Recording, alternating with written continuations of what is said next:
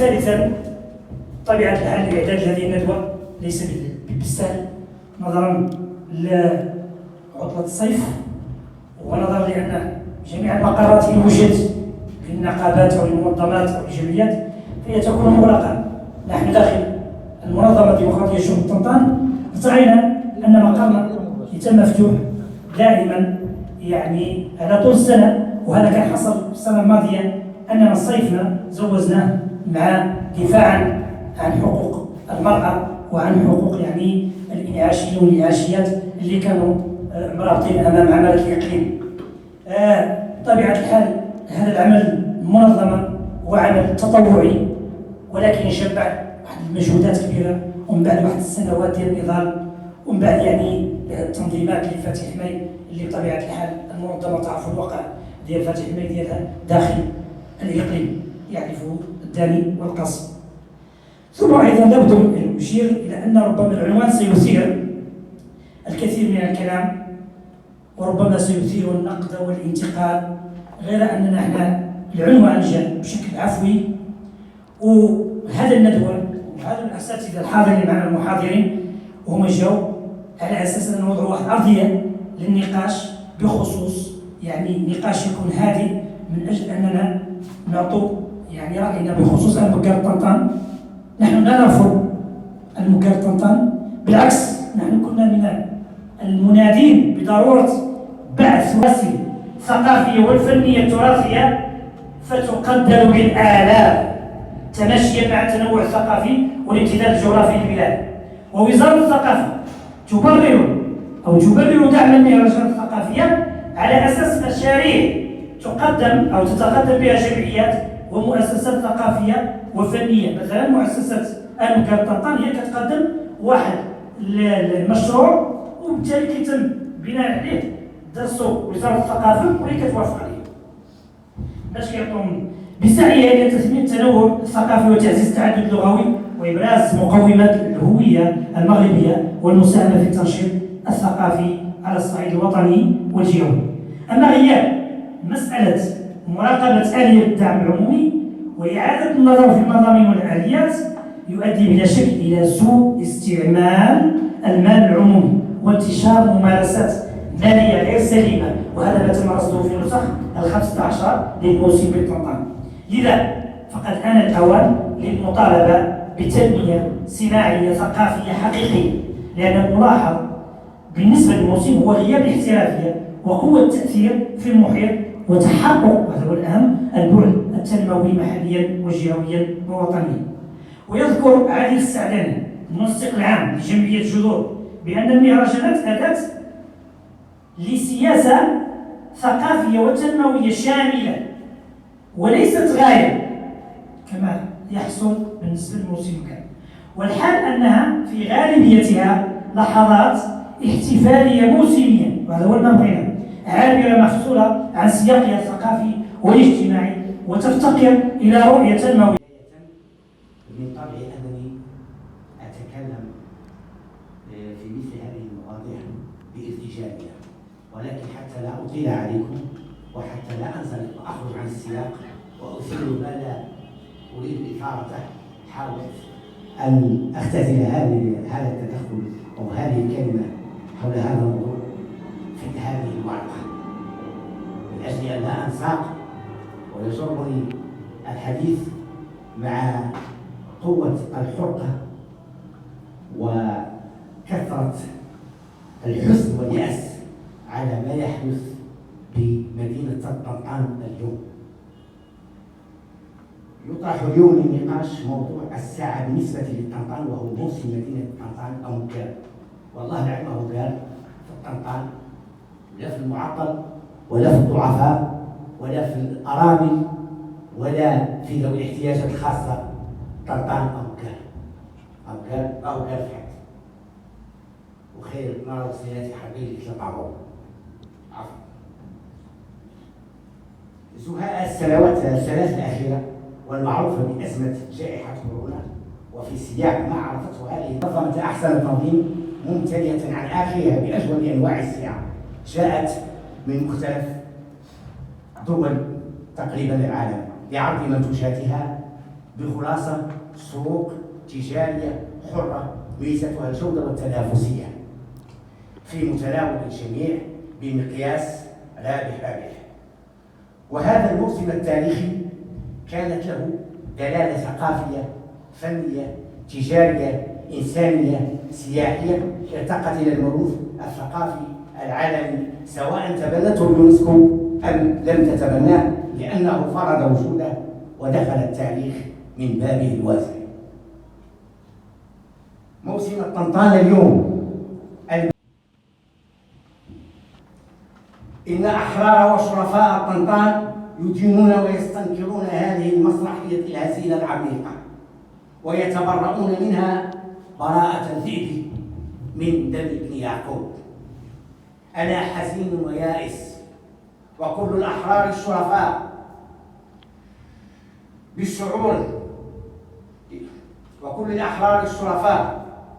يشعرون بالحزن واليؤس. طنطان يذبح من الوريد إلى الوريد. عامة بطبيعة الحال منذ تلك الفترة جاء الوعي بكون التنوع الثقافي لكي يعرفوا البلد هو عنصر ثراء بطبيعة الحال وغنى، وبالتالي فإن تصورات أو المجتمع بطبيعة الحال في الفترة الحديثة يعني أصبح يعترف ويعتبر أن هذا الموروث الثقافي وهذا التنوع وهذا الاختلاف وهذا التعدد الثقافي هو عنصر للثراء لدى المجتمعات، وليس عنصرا للتفرقة أو لتهديد الوحدة الترابية. عندما نتحدث عن تعدد روافد الثقافة سواء بمعناها الأنثروبولوجي أو لا بالمعنى التاريخي، فهذا ليس كما قلت تهديدا للوحدة الترابية. ومن هنا جاء الاهتمام بضرورة إحياء مثل هذه المواسم. سليمان بطبيعة الحال الهدف من تنظيم هذه الندوة كما قلت في البداية هو يعني الخروج بمجموعة من التوصيات على أساس أن يتم تجاوزها خلال المواسم السابقة. نحن كاتحاد محل المنظمة الديمقراطية للشغل وأيضا كمرصد مغربي للدفاع عن حقوق الإنسان والحريات لسنا ضد الموسم، لسنا ضد تنظيم الموسم، ولكن نحن ضد طريقة السير وطريقة الاعتباطية والعشوائية في التسيير، والتي لا تخدم التراث بقدر ما تسيء له في أحيان كثيرة، وكتجعل منه قوالب جاهزة يعني يتم هكذا تبريرها كفولكلور أو ك يعني مهرجان عابر دون أن يحقق الأهداف التي وضعتها بطبيعة الحال اليونسكو، اللي بطبيعة الحال نحن كحقوقيين نعتبر بأن الحق في الثقافة والحقوق الثقافية هي يعني حقوق لا يمكن فصلها ولا يمكن التراجع عنها، ولا يمكن أيضا فصلها كما قلت عن باقي حقوق الإنسان. مداخلتي مداخلة ارتجالية غير نظرا لعدة أسباب. اخترت ندير مداخلة كتابية ونختزلها بواضح ولا يركز فيها المسائل اللي تناقش في الساحة، يعني يعود حتى نقاشنا وندوتنا الفكرية هي ندوة اجتماعية ولا يتناقش هون ولا يتناقش من بعد هون في المقاهي في الشوارع لتوسيع الوعي الثقافة اللي احنا نلوذوا لها، لتوسيع ديك الرقعة وهي الوعي اللي بغينا الناس تستافد منها. يعني يعود نقد بناء حاولت نختزلها ولكن نبدا في قراءتها ان شاء الله. اولا بسم الله الرحمن الرحيم، والصلاه والسلام على اشرف المرسلين سيدنا ونبينا محمد عليه افضل الصلاه والتسليم. اما بعد، اسمحوا لي قبل الخوض في غمار هذه المداخله البسيطه تتقدم باسمي ونيابة عن كل أعضاء تنسيقية الميثاق المعطلين الصحراويين بالطنطان بخالص عبارات الشكر والامتنان لكل أعضاء ومنتسبي المنظمة الديمقراطية للشغل بالطنطان على إتاحة هذه الفرصة القيمة لمناقشة أحد أهم المواضيع التي شغلت الشارع الطنطاني حاليا وتشغله موسميا خلال العقدين المنصرمين من تاريخ تأسيس مؤسسة المقال المنظمة لموسم طنطان. لا بد بداية من التعريج أو الإشارة إلى أن تاريخ تأسيس مؤسسة المقال كان قبل 20 سنة من الآن، يعني سنة 2004. يعني خلال هذه العقدين من تأسيسها نظمت المؤسسة في هذه خلال العقدين من تأسيسها 16 نسخة من هذا المهرجان، كان آخرها مستهل شهر تموز الحالي الذي كان تحت شعار موسم طنطان تثبت الهوية ورافع التنمية التي متروج فكرة مفادها جلب الاستثمار لهذه المدينة المنكوبة. فعن أي استثمار يتحدثون؟ فمؤسسة التي لم تقم حتى ببناء مقر لها بالمنشر الذي هو أصل هذه التظاهرة وتقوم بتسيير أمورها من مقرها بالرباط، لا أظن أن لها الرغبة الحقيقية في تنمية هذا الإقليم المنكوب. فمؤسسة المقال منذ تأسيسها إلى يومنا هذا لا زالت تراقص وترى البروباغندا التنمية المزعومة، وكرست لذلك ندوات موازية لأنشطة كل المواسم، كان آخرها ندوة حول الاستثمار وقيمة المنشر باليمين. وكيف تعرفوا أن ندوة كيف هذه أي مأوى في الطنطان اللي هو المنشر اللي يقولوا عن التنمية خارجة ولا يجيبوا الاستثمار، أنت من 2004 إلى 2020 ما قدرت توفر فندق اللي صراحة كاع يستوعب هذا الوفد اللي جاي. منين تعود أنت يوقع لك مشكل كيف هاك وهو مشكل متوقع. ملي كنتكلم لك عن الخيام يعني أبسط شيء تقد تجي السحاب، تقد تجي أي ظرف من الظروف الجوية اللي ما تخلي الوفد يستقر في الموفد في الخيام.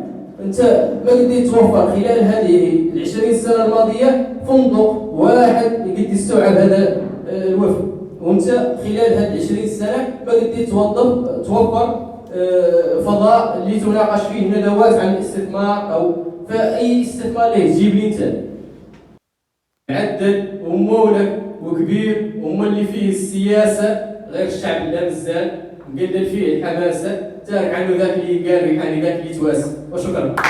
هي لهم الخيام والامن هذا كيأثر على المشاهد اللي هو ما عنده اطلاع واللي هو مو فاهم واللي هو يعني مثله مثل الانسان العربي اللي قيل عنه الانسان العربي هما اثنان شيئان فقط اللي كيشغلوا بالهم، شيئين الجنس والاكل فقط. اما باش ديك الصوره انه يشوفها ويتاكد منها او ذاك الكلام اللي قال يتاكد منه خرجت لنا هذه وسيله التواصل الاجتماعي. بالنسبه هذا هو علاش اليوم انا والله الا جد سعيد بحضور هذه الوجوه لانني اعرفها جدا، وكذلك بحضور هذه المقاولات الصحفيه اللي كتأدي واحد الدور كبير جدا وتحاول يعني واحد المجموعه ديال انا سميتهم معارضين بلا علم ولا ادب ولا اخلاق ولا فلسفه، ما قاري ما والو كيكتب وصافي وما عارف. وهذا الشيء كيأثر على واحد ثاني. نتمنى ان الانسان اللي بغى يقرا شي ولا بغى يشوف صوره ولا بغى يعلق انه على الاقل حنا كيف قلنا ما ضد المقال طنطا، ولكن 16 سنه تخطت شهادته وسأبدأ من حيث انتهى عضو تنسيقية الميثاق الأخ سلامة. سؤالي مطروح: لماذا لا تصاحب النسخ الكثيرة المنظمة سلفا منذ إعادة إحياء الموسم أو المقال، مرة نقول الموسم المقال، تنمية مستدامة؟ طنطا ذاك هو المركز ديال الموروث الثقافي الصحراوي. بين هذه الأشياء هي تهميش المقاولات. أنا عندي مقاولة صحفية معترف بها، لماذا لا يكون هناك تنافس؟ كما يكون يعني تكون أيضا على مدار السنة مسابقات هذه المقاولات الصحفية وتكون جوائز مهمة تشجيعية الإبداع في الكتابة في التصوير في كذا. هذا ربما كينظم في اليمين. حنا نتمناو طنطا لأن أصبحت الطنطا هي الإشعاع هي المركز، بالتالي خص ضروري من هذه الأمور. جينا ذاك الموضوع ديال الامارات، كاين واحد العلاقه قويه جدا بين دوله الامارات وبين دوله المغرب، لان الامارات عندهم تقاليد وعادات هي شبيهه بما يوجد بالاقاليم الصعبه، ولذلك فالانتقاد هذا هو كيف يعني الناس جايبين المسائل واش ما لقاو ما يسموها غير هنايا في طنطا عطا الله فين يمشوا، ولكن هما كيجيو واحد الحس على انهم كيتعاونوا، على انهم حتى هما كيبينوا التراث ديالهم، على انه عاجبو هذا ورانا مستافدين منهم. هذا هو الكلام، هذا هو